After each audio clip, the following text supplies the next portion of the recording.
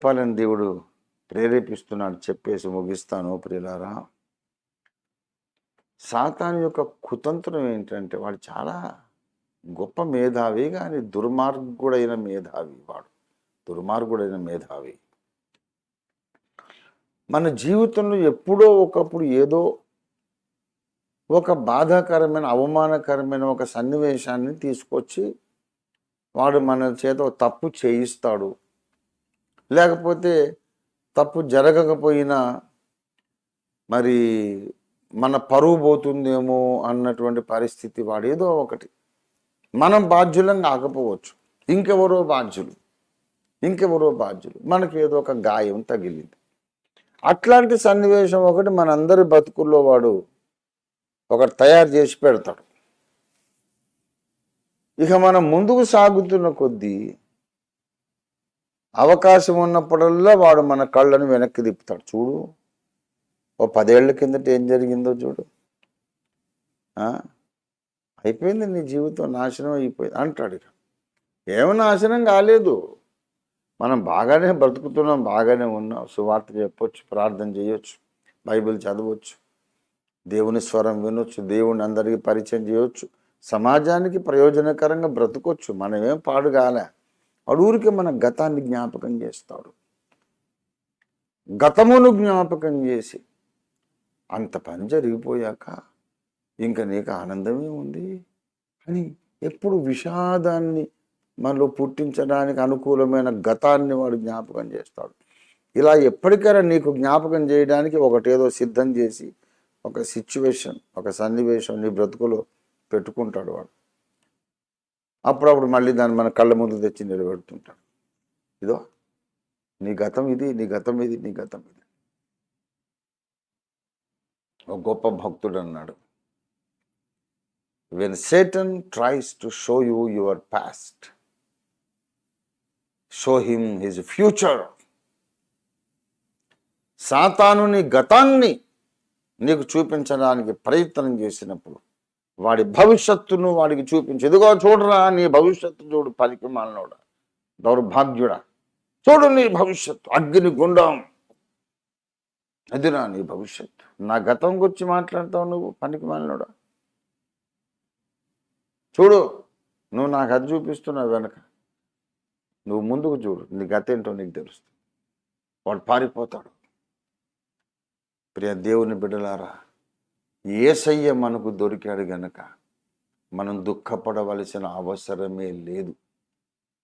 ఆయన మన దోషములన్నిటినీ క్షమించువాడు, మన సంకటములన్నీ కుదుర్చువాడు. ఇంకేం కావాలండి? మన దోషములన్నీ క్షమిస్తాడట, మన సంకట పరిస్థితులన్నింటినీ చక్కబరుస్తాడట. ఇంకా ఎందుకు మనం బాధపడాలి?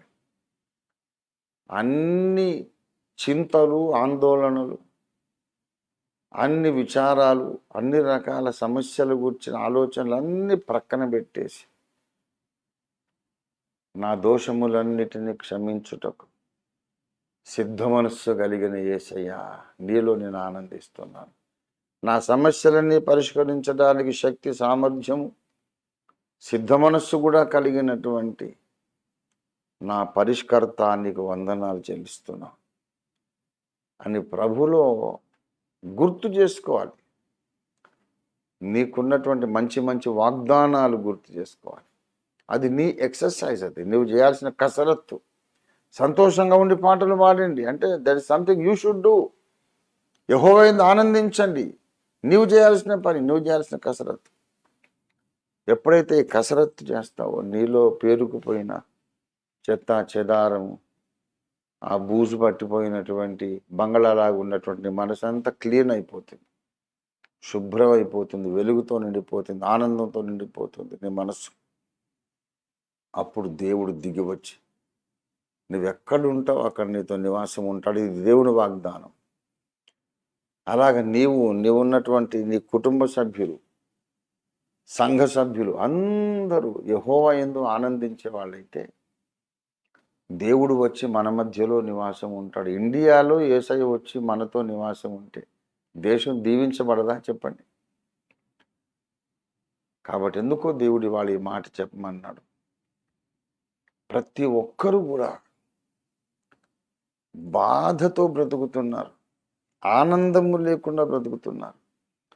ఆనందం నటిస్తున్నారు కానీ నిజమైన సంతోషం లేదు. ఎందుకంటే ఏదో ఒకటి గుర్తొస్తూ ఉంటుంది, సాతాను గుర్తు చేస్తూ ఉంటాడు. నా కర్మ అనుకుంటున్నారు తప్ప ఇదంతా స్పిరిచువల్ వార్ఫేర్లో, ఆధ్యాత్మిక యుద్ధంలో భాగం అనుకోవట్లేదు.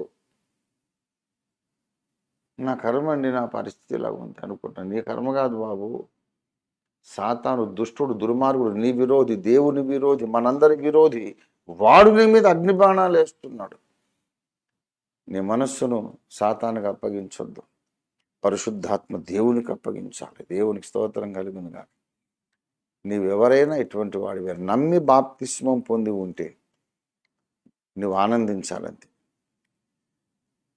నువ్వు ఆనందించాలి. పరిస్థితులను చూడొద్దు, దేవుని వాగ్దానాలు చూడాలి, దేవుణ్ణి చూడాలి.